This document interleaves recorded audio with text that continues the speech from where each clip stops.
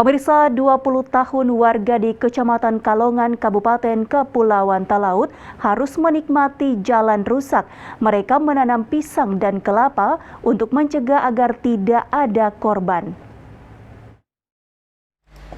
Kondisi jalan di Kecamatan Kalongan, Kabupaten Kepulauan Talaut semakin memprihatinkan.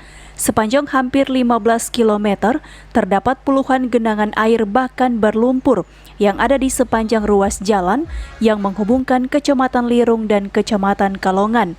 Semakin banyak warga di kecamatan ini yang mengeluhkan kondisi jalan yang tidak terawat.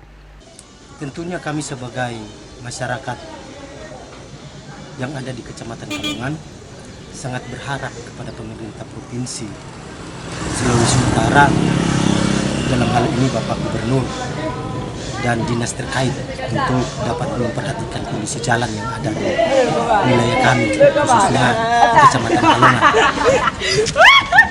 Sebab kurang dari 20 tahun kami yang ada di wilayah Kecamatan Kalongan masih menikmati jalan yang seperti ini, di mana setiap harinya kami harus melewati jalan tersebut yang sangat rusak.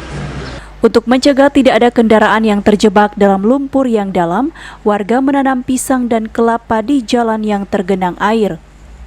Diketahui, ruas jalan yang menghubungkan Kecamatan Lirung dan Kecamatan Kalongan ini dibangun sejak tahun 1996 silam dan hingga kini belum pernah diperbaiki. Warga pun berharap pemerintah dapat memperhatikan dan memperbaiki kondisi jalan ini. Alfred Tumanung melaporkan untuk Kawanua TV.